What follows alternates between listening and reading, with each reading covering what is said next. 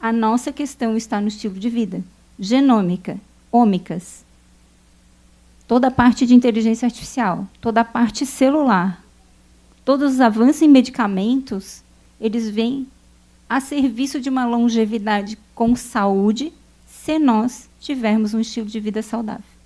Dito isso, eu acho que a gente traz a nossa discussão para um panorama mundial e vejo que Santa Catarina tem todas as condições, trabalhando com inovação e com tecnologia há muito tempo, de que nós estejamos na ponta de trazer esse lifestyle plus, essa medicina do estilo de vida mais, usando tudo que nós temos aqui, e não nós, os profissionais de saúde, nós, a sociedade catarinense. Então, esse é uma reflexão, um chamado que eu faço para quem está nos ouvindo, né, assistindo, que vai assistir depois, para todos vocês que estão aqui. Que a gente vai conversar sobre os pilares. Sim, são as recomendações baseadas em ciência, em evidência, ciência robusta, mas a gente pode ir muito mais em cada pilar, principalmente no nosso solo catarinense. Então, eu vou sentar aqui com as meninas e elas vão conversar com a gente sobre os 6 pilares, né, de uma maneira mais a nível de conversa, informal, e a gente depois passa aqui para o nosso modelo de experiência da medicina do estilo de vida no SUS, que é extremamente importante, porque se nós queremos falar em medicina do estilo de vida, tem que ser para todas as pessoas. Não pode ser para a saúde privada. Né? Nós temos que falar de políticas públicas, de um plano Dante, que nós temos no Brasil, inclusive premiado, pouco implementado. E aí não é demérito para ninguém. É uma sociedade unida para implementar esse plano. Vou sentar aqui com elas para a gente começar a nossa conversa.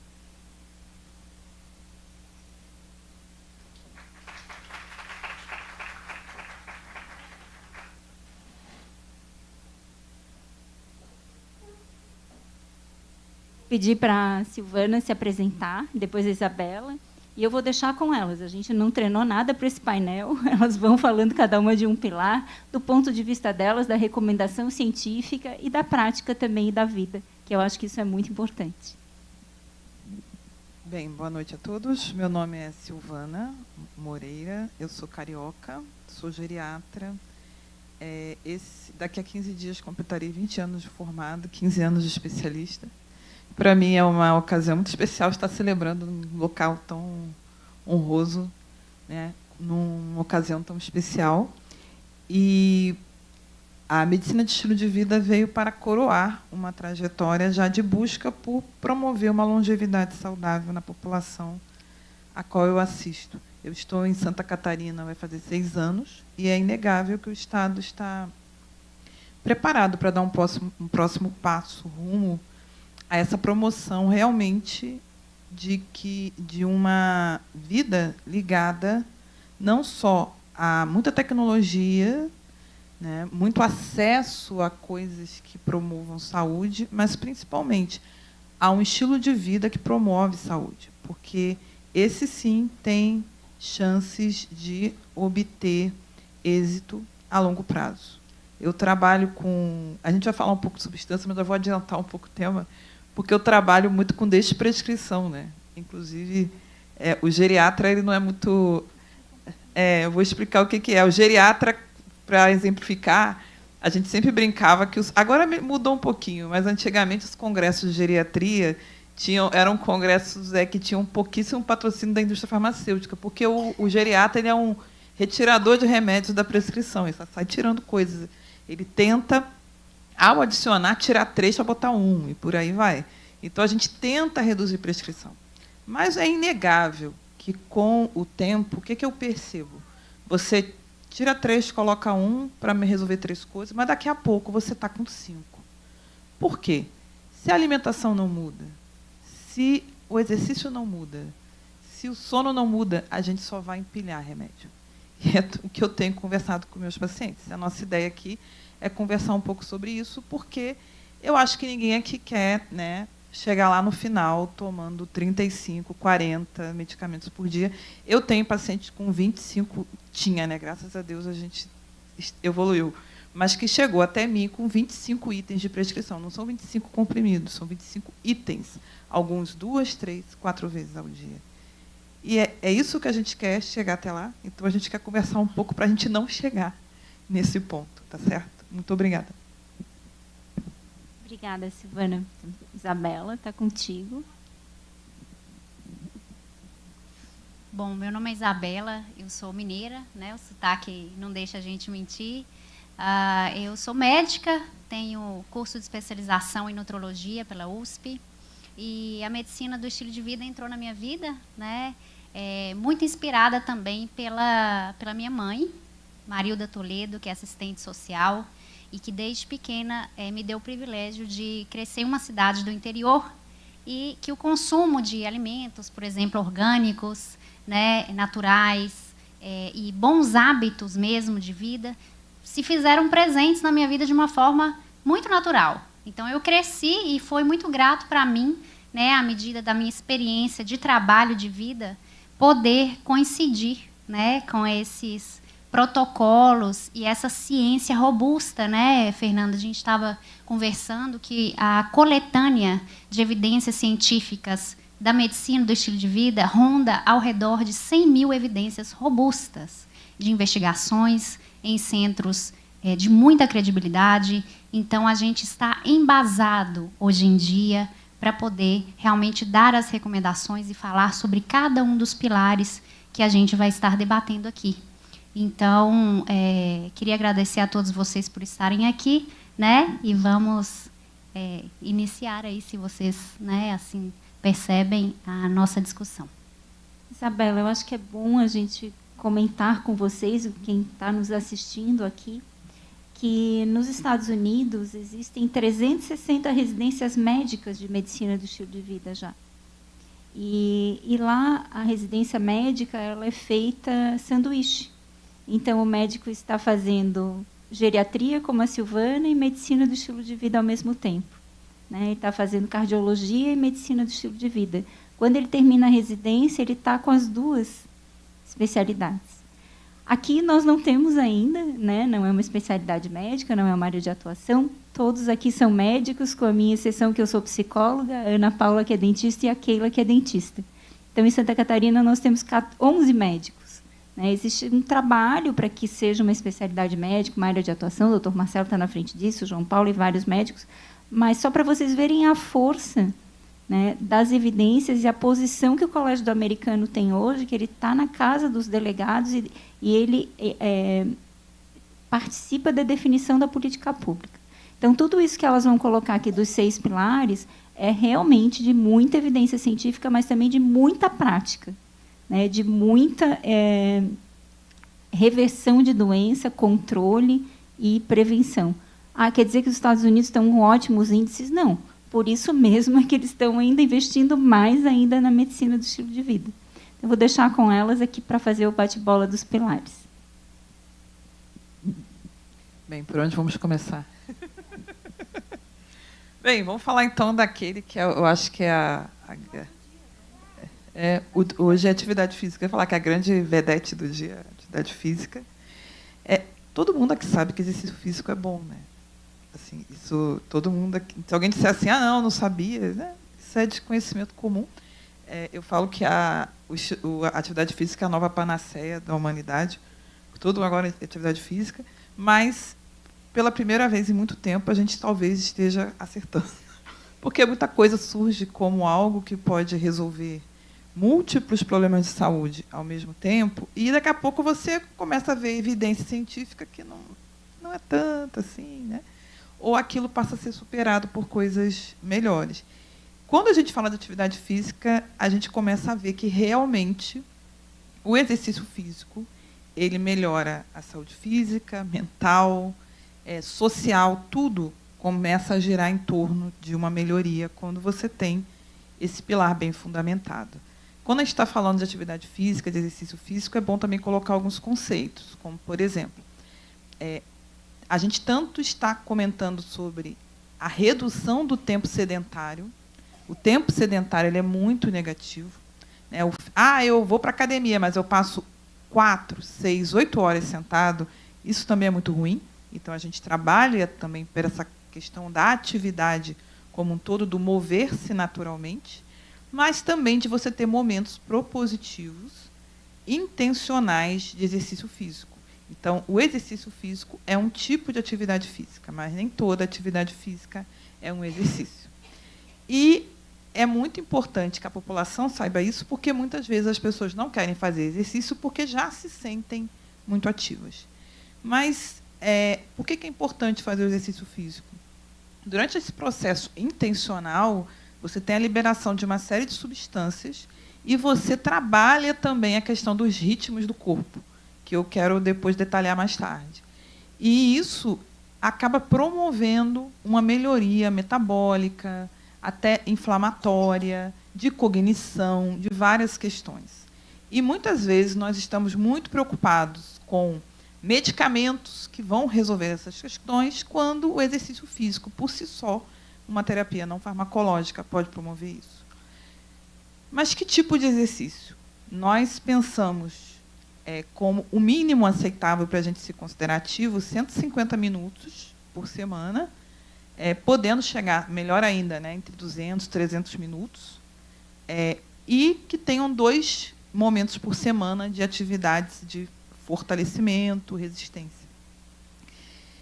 Claro que isso aqui é o básico, a gente precisaria avançar mais, mas o tempo é curto. Agora, para chegar a isso, todo mundo vai dizer assim, Silvana, é fácil falar, mas como é que eu vou encaixar isso? E aí que a gente entra propondo como mudar o hábito para sair do zero e chegar a essa meta. E isso é fundamental, porque isso acaba, esse momento de exercício físico, ele acaba promovendo a melhoria de outros pilares que estão aqui, como, por exemplo, a questão do manejo do estresse, né, e a questão até da rotina que você vai criar, em que você vai incluir os momentos de alimentação. Certo?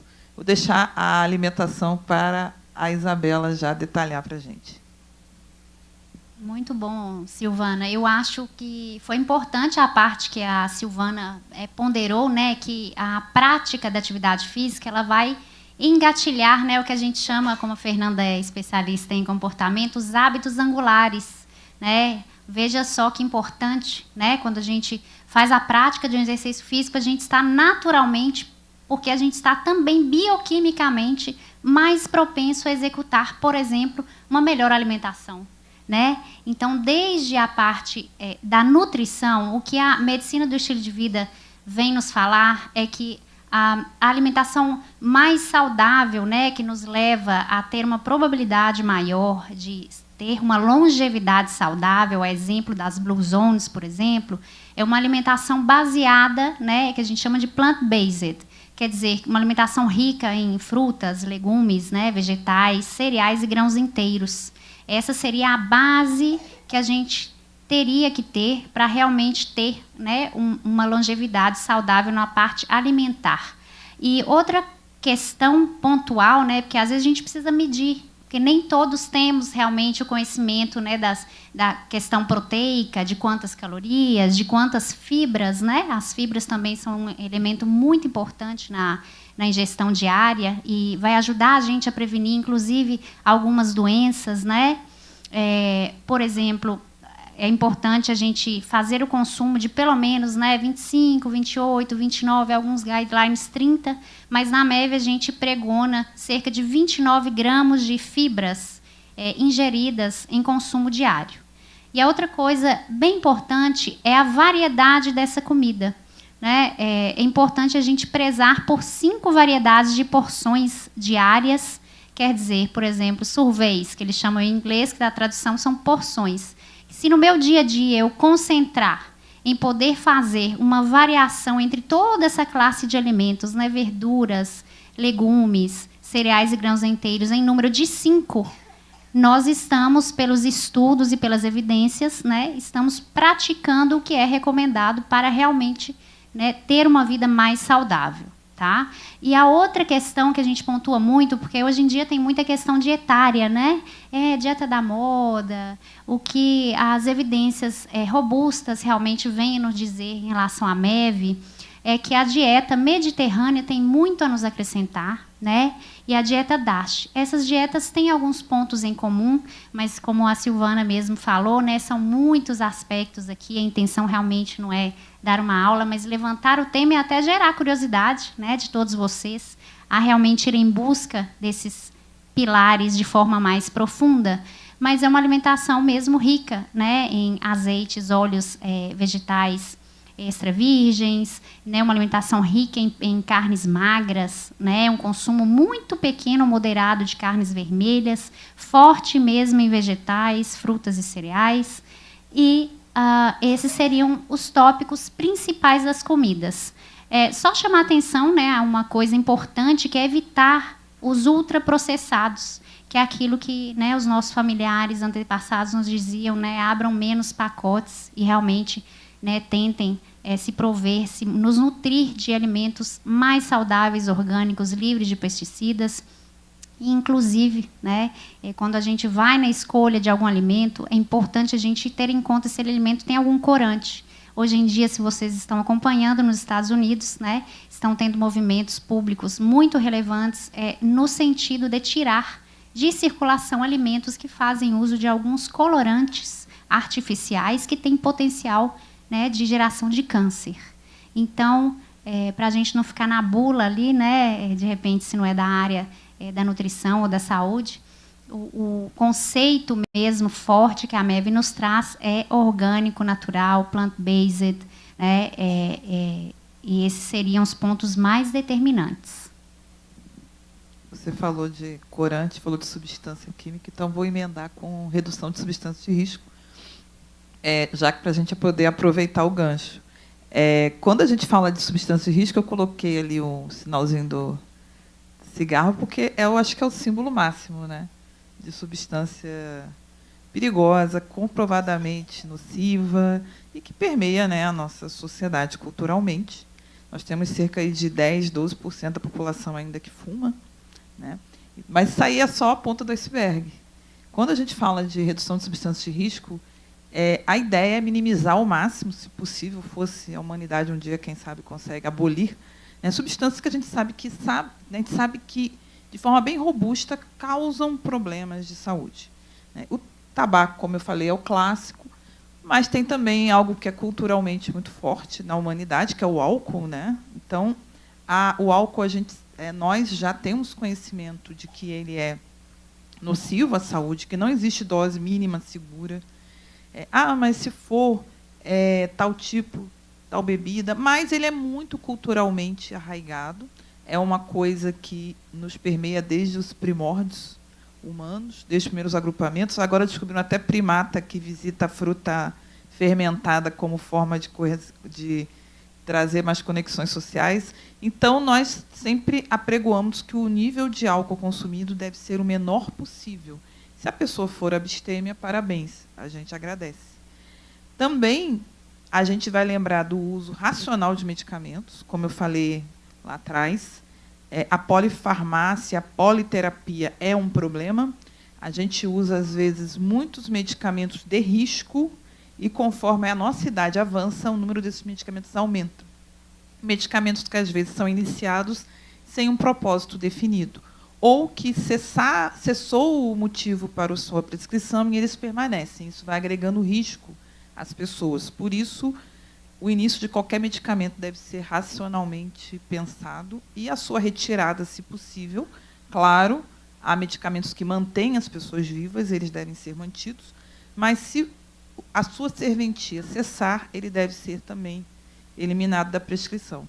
E se a gente for avançar, a gente vai lembrar, né, de substâncias que estão em nossos alimentos, como os corantes, como algumas substâncias que são colocadas para melhor conservação, para outros fins de melhor rendimento, mas que podem trazer risco à espécie humana, aquilo que a gente tem no ambiente da nossa casa, aquilo que a gente coloca na nossa pele, no nosso corpo, nossa maquiagem, e por aí vai. Então, é você ter um uso consciente do seu ambiente, pensando em minimizar ao máximo o risco que as substâncias químicas com as quais lidamos podem produzir, né, tentar minimizar ao máximo esse problema. Certo?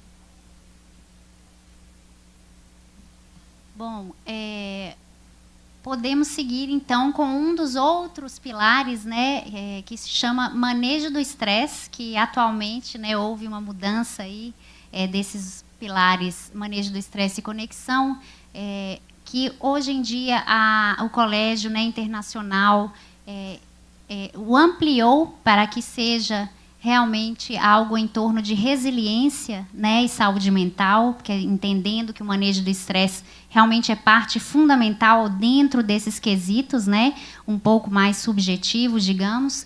Mas, enfim, eu não sei se algum de vocês, né, que está aqui já se sentiu estressado em algum momento de forma exacerbada, né? Mas a boa notícia é realmente que há estudos muito interessantes, inclusive a gente está numa casa legislativa, né, Fernanda?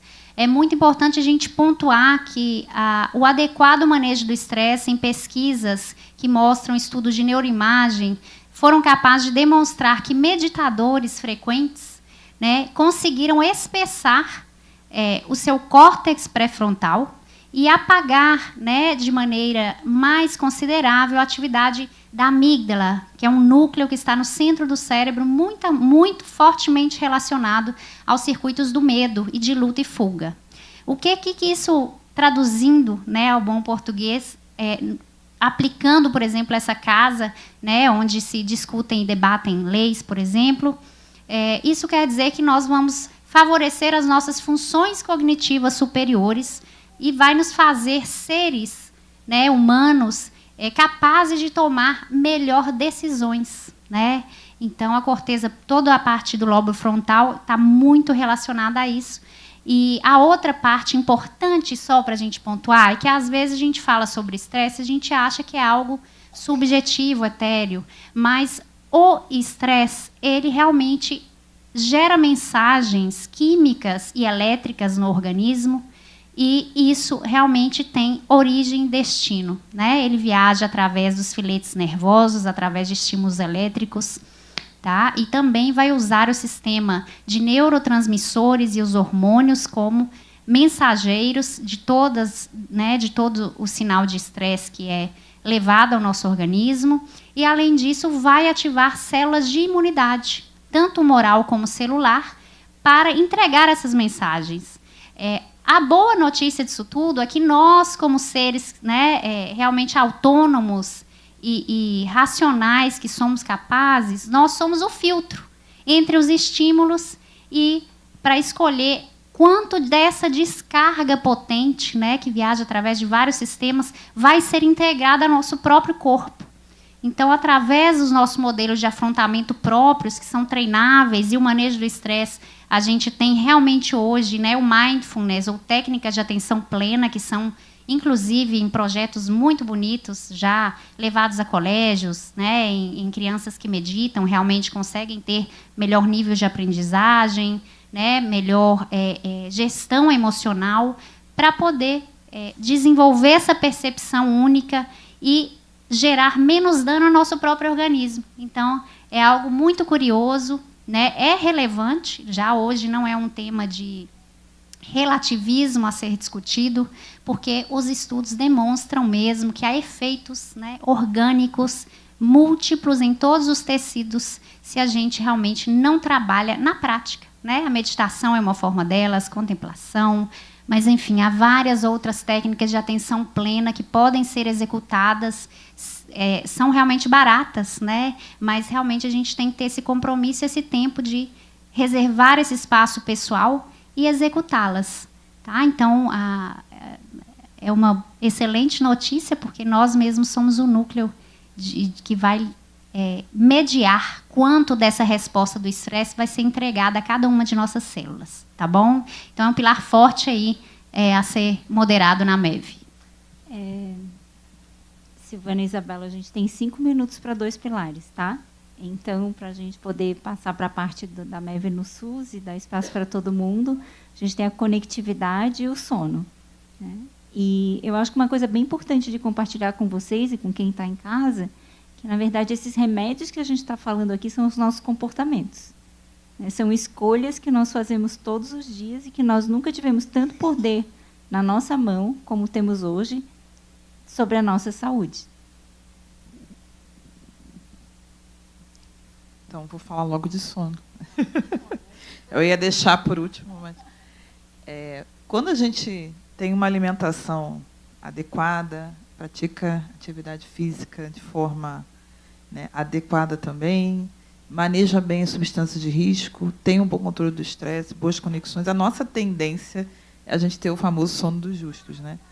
Mas nem todo mundo tem. Nós somos o país mais ansioso do mundo, cerca de 12% da nossa população tem transtorno de ansiedade clínico bem definido, fora, né, os momentos ansiosos. E tudo isso tem muita repercussão. O que é sono de qualidade? A gente está falando de duração, a gente está falando de momento e a gente está falando da qualidade em si. Muita gente pensa que por dormir de 3 da manhã a meio-dia está dormindo muito bem. Isso é péssimo. O que acontece? O nosso relógio biológico ele depende do sono como um maestro que vai reger a orquestra de todos os ritmos do nosso corpo. Então, é como se esse regente, que é o momento de sono, ele ditasse com a sua batuta a secreção de cada hormônio, de cada substância, do seu sistema imunológico, da atividade das suas células, dentro do momento do dia. Por isso que é importante você dormir no momento certo, você ter uma duração entre 7 e 9 horas e você ter uma qualidade adequada em que você faça as fases de sono. E isso repercute na ocorrência de diabetes, doenças cardiometabólicas, até de câncer. Muitas vezes as pessoas, né, trabalham enquanto eles dormem, e isso falam isso, apregoam, e no passado o sono era visto como algo negativo, como uma perda de tempo, como um evento adverso de estarmos vivos, mas hoje a gente sabe que ele é fundamental para ter uma boa saúde. E, claro, se você é uma pessoa que dorme bem, você vai conseguir ter até uma melhor clareza no seu organismo para poder lidar com todas as outras coisas. Deixando aí as conexões para a Isabela também pontuar, que são fundamentais. Eu acho que foi até bom ser deixado por último, né? Porque isso que a gente está fazendo aqui é realmente uma junção de várias pessoas num propósito em comum. Então, o tema de conexões nos traz, né, a lembrança de que realmente somos seres sociais, gregários.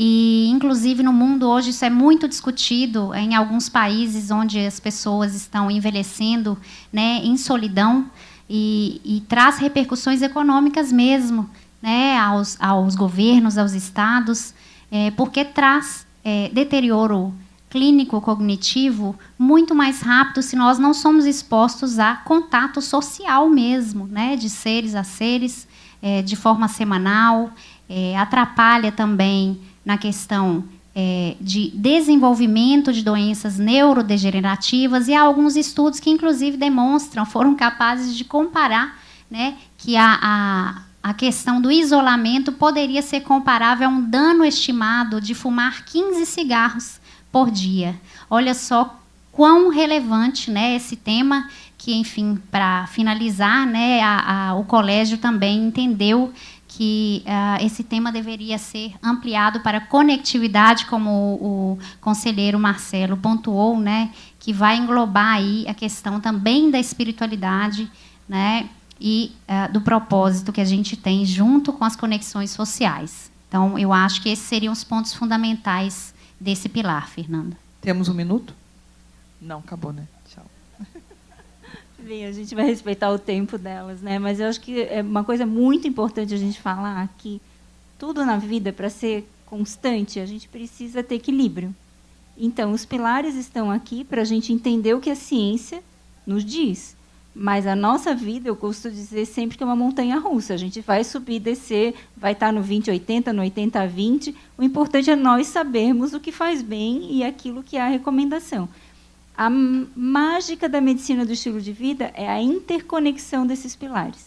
Eles somados são potentes, né? Porque todos eles a gente já sabe de evidência científica de muito tempo. Então, essa é a mágica da medicina do estilo de vida. E tudo isso que está aqui, né, finalizando com a minha área da saúde mental, impacta diretamente na saúde mental. Os pilares da medicina do estilo de vida são os melhores remédios para a saúde mental. Isso é bem importante a gente colocar também. Então, vou agradecer muito para a Silvana e para a Isabela.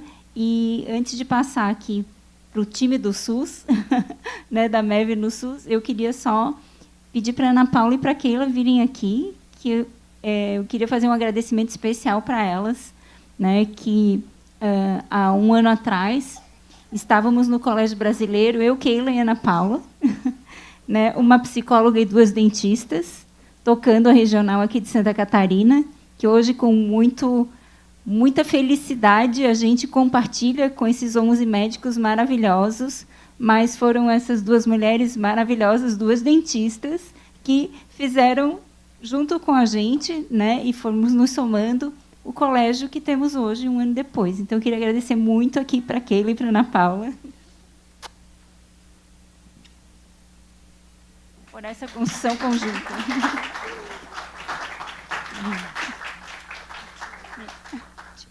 Bem, a gente, com muita felicidade, vai convidar aqui as nossas médicas, né, da família e que atuam no Sistema Único de Saúde, que hoje estão acompanhadas aqui também, né, da Secretária de Estado, assim como a de município, assim como a Keila também está, e que vão trazer para a gente um trabalho premiado, né, um trabalho de obesidade, e compartilhando a parte prática, né, como a gente chega na ponta, como a gente realmente ajuda as pessoas. E eu não sei como vocês se dividiram, porque elas estão em 5 nesse painel. Então, como vocês se dividiram, vocês veem, né?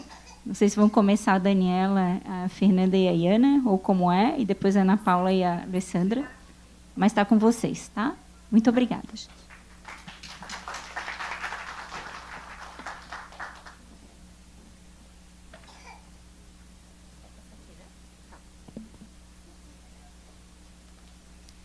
Então, boa noite a todos. E para introduzir, então, o tema de medicina do estilo de vida no SUS, eu começo trazendo uma pergunta para vocês, que é: onde a saúde realmente acontece?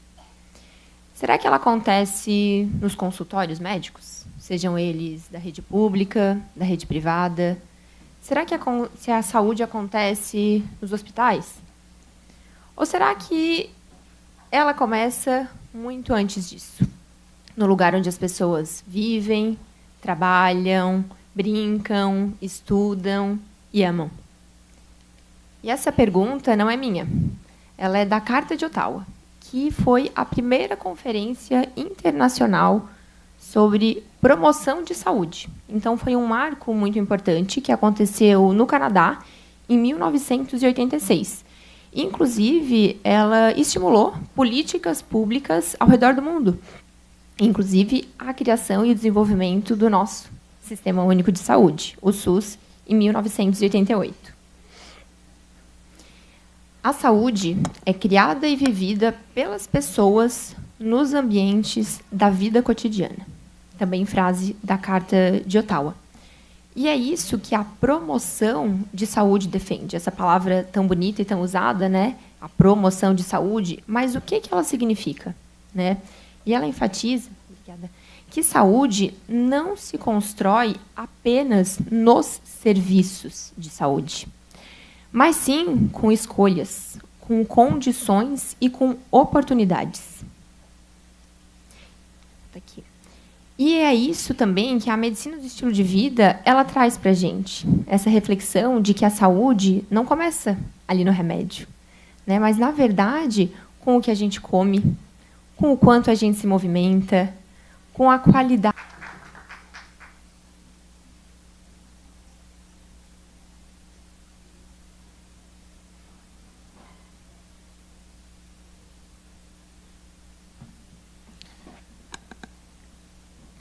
Pessoal, então,